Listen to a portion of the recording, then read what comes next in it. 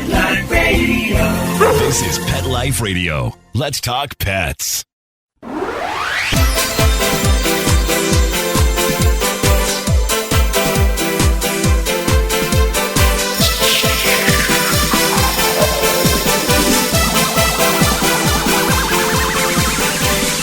Hello, you're listening to Animal Party on Pet Life Radio with Deborah Wolfe. That's me, your host. And today we have back with us one of my favorite guests, longtime friend of mine, Doctor of Veterinary Medicine who practices in the Toronto area. And welcome to the show, Dr. Jory Bocknek. Always happy to talk to you. Very, very fun. Looking forward today.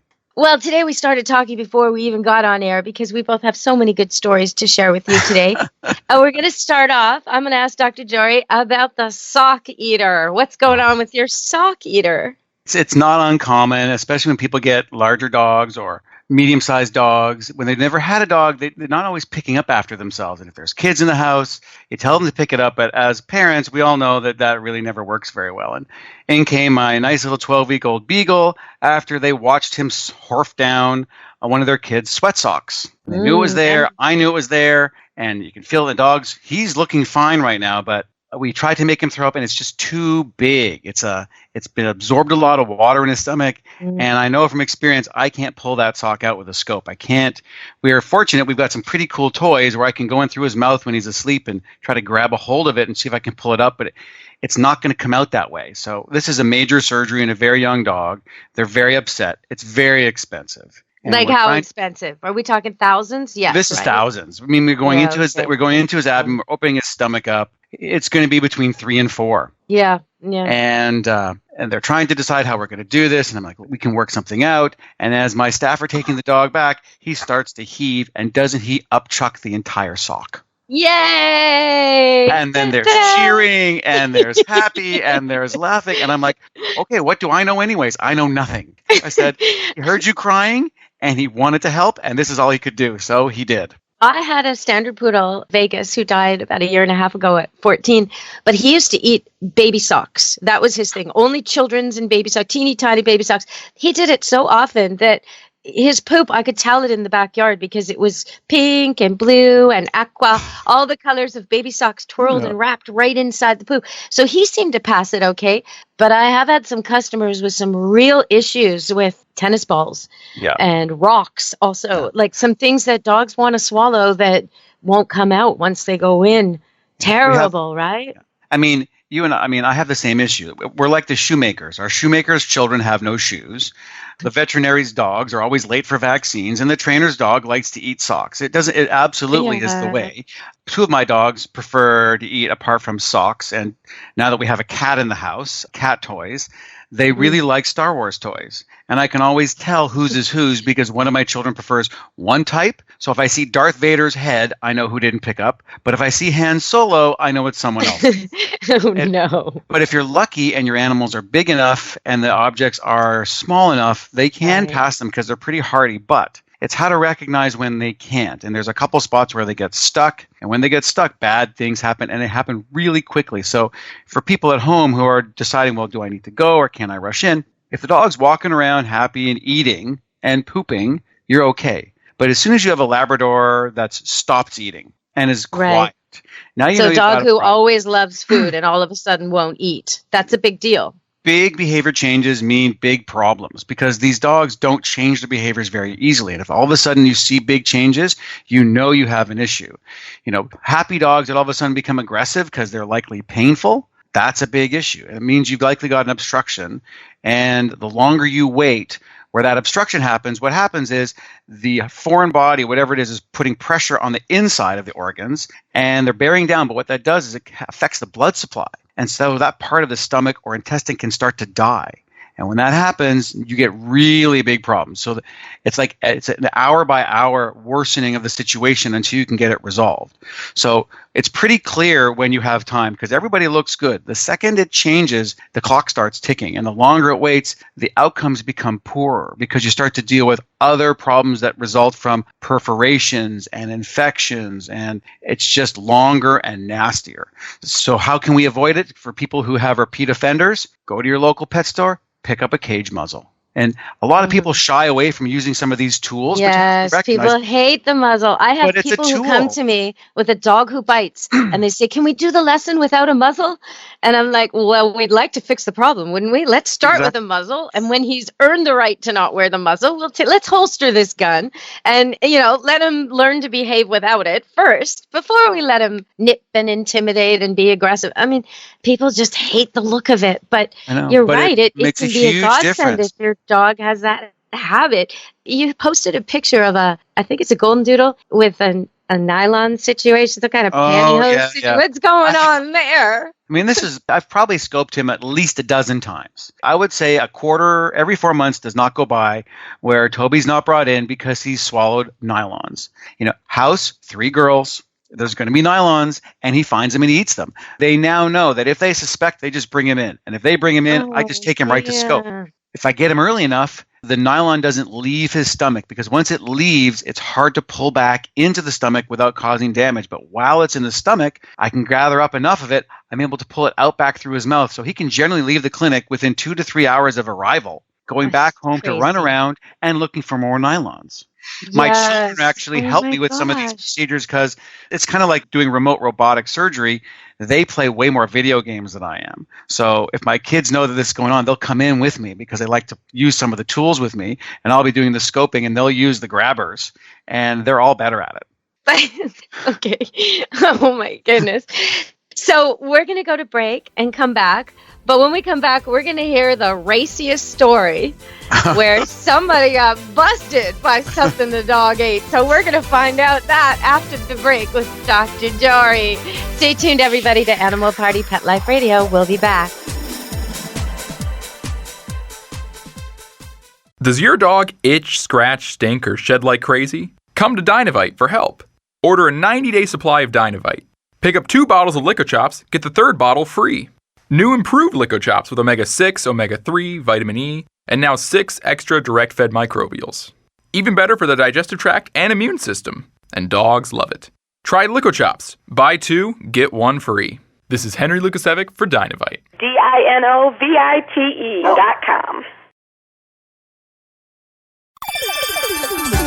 Let's Talk Pets on PetLifeRadio.com.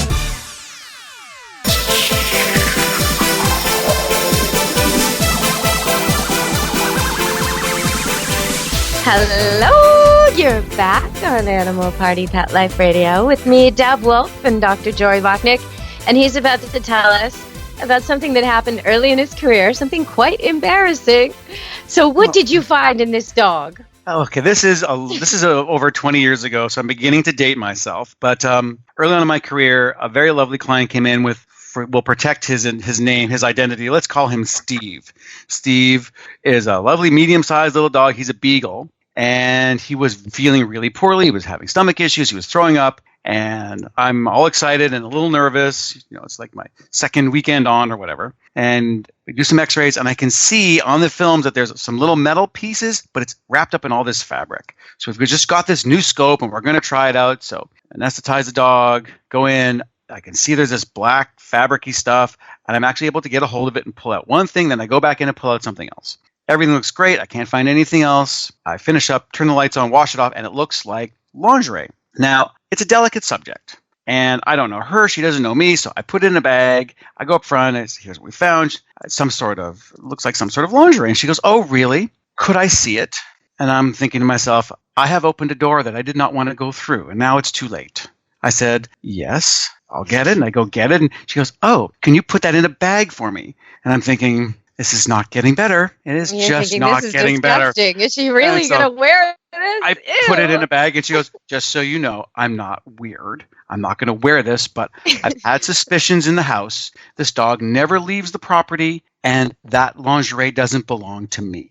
And at this point, you can hear a pin drop in the clinic. And I'm like, oh, and my staff, everyone's shocked. And she goes, "No, you've done me this favor. I've always suspected, but I didn't know, and now you've helped me out." I'm like, "I'm really sorry." She goes, No, I just needed to know." And she left. And then I didn't see her again for about 6 months. But then Steve started coming regularly for baths, and once a month he's in to get done. Pooch. And take you. Yeah. It was very nice. So, yeah, just If it is down, they will find it. And if it's small enough, they will eat it. And this has been And if it smells like human smells, it's more They will interesting, eat it. right? Dirty socks, dirty panties, dirty nylons. These are the things they want. They want the smell of feet. They want the smell of you, basically. and you never know. I mean, this has been the fall of dogs consuming weird and large things. I had 2 Malamutes in with right during the middle of their twins' birthday party. So 10-year-old twins, everybody's over. They have 2 trays of cake. Each one has candles. They all leave the cakes in their Pyrex pans to go and open presents. They hear a crash. They come back. No cakes, no pans, no candles, 2 dogs. They ate the Pyrex, the dish. And wait, even better. So they rush them in. I x-ray them. Yes, we find all the enormous shards of Pyrex. And in one of the dogs, we find the knife. Oh, my God. Oh, they just gobbled it. They just forced it back. Fortunately, they were each like 110, 115, but still. So you've got on that end of the spectrum, and then you've got my own bad dogs who have a penchant for eating Darth Vader's head and Luke Skywalker's legs and Han Solo. Well, that's because they are important to your kids. These little treasures, they smell, they know what's important to you. I've had customers tell me their dogs have eaten their eyeglasses more than once. And it's because, it's so when you're missing your glasses and you're running around going, where are my glasses? Where are my glasses? The dog picks up on how important those are to you. And if they're Prada, they're even more important. Oh, you mentioned Malamutes, and I have a pet peeve about a commercial that's on TV. I don't know if you've seen this one, but the premise of the commercial is the guy buys these Malamutes because he wants to go sledding, and they won't go out in the snow. So he has to get this car, and then he puts them in the car, and they all drive around in the snow. Commercials like that make me nuts. There is no such thing as a Malamute on the earth who would rather drive around in a car than run around in the snow. No, I would completely agree. How do they get away with this? How do they get away with this stuff? Because they're pretty and they look really good, and winter's coming. Yeah, it's not unusual. It's like trying to find a Labrador that doesn't want to go in the water. Yeah, exactly. There's another commercial, or no, rather not a commercial. There's a bit of an issue with another car company, and that is they mistakenly decided to use fake plastic in the parts of their car that are like soya and attract animals. Rats are eating away, and they'll sell you a cayenne pepper tape to put over your car parts so that the rats will find it less yummy. I could tell you right now it's not going to work. Cayenne pepper tape doesn't work on anything. No, That's not going to work. No, not at all. So how do they get away with this? They should be replacing those parts. They will end up be replacing these parts. This is a Band-Aid fix. No pun intended. Exactly. Okay, so we're going to go to another break, and we're going to come back, and I'm going to tell you about a Judge Judy episode where there was a pierced eardrum, and I just don't understand what happened. So stay tuned, and we'll solve this mystery on Animal Party Pet Life Radio with me, Deb Wolfe, and Dr. Jory. Stay tuned. Molly, here's your dinner. Zeus, that's not your food. Don't let that happen to your precious cat. Elevate your cat's eating experience with the Cat Tree Tray. The Cat Tree Tray keeps your cat's food off the floor and conveniently located on the cat tree. It's the perfect way to eat. It's a beautiful wrought iron tray that easily attaches to your cat tree and keeps dogs and other critters out of your cat's dish. A must for multi-pet households. There's a 6-inch tray for large bowls and a 4-inch tray for smaller bowls. Purchase your Cat Tree Tray today. Go right now to cattreetray.com. That's cattreetray.com. CATTREETRAY.com.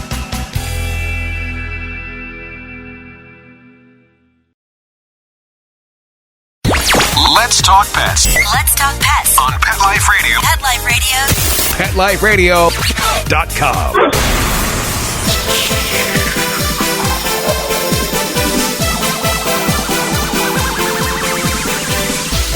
Hello, we're back from break on Animal Party with Pet Life Radio, and I've got Dr. Jory on the line, Dr. Jory Bocknek. Hello, hello. From Toronto. And I'm going to ask you, there was this Judge Judy episode where it was a groomer and an owner at odds, and the owner was blaming the groomer for piercing the eardrum of a 5-month-old Bichon. And they had some videotapes showing how the water was sprayed directly into the dog's ear. The groomer was claiming the dog had a massive ear infection before it came. The owner was saying, no, it didn't. Your blasts of water broke the eardrum. And knowing the anatomy of the eardrum, I have trouble understanding how water would do that. Or wouldn't it be an infection that would do that? I mean, the whole thing was just confusing to me because I know when I clean my kids' ears, I can't go in very deep with the Q-tip because I might break their eardrum. But when I clean my poodle ears, the ear canal is a different shape, right? Totally different. Totally. So how does an eardrum get broken? The most common way the eardrums get ruptured is infection, unless there's a congenital weakness or it's missing. And sometimes that's a rare condition, but does occur. But in a Bichon, let's talk about trees before we go looking for zebras. How many Bichons are prone to allergies, and subsequently they are prone to secondary infections. And when they have them repeatedly, they start to become immune to the pain. They sort of get used to that. And so owners don't recognize it. So if you're just squirting water into the dog's ear, it's not possible to rupture the eardrum because that spray of water won't actually hit the eardrum. You're absolutely right. In a human, when you look in the ear canal, you're looking straight down, you could actually see the eardrum. In a dog, the ear canal goes down in a sort of almost like a 70-degree dive, and then it pulls a 90-degree turn.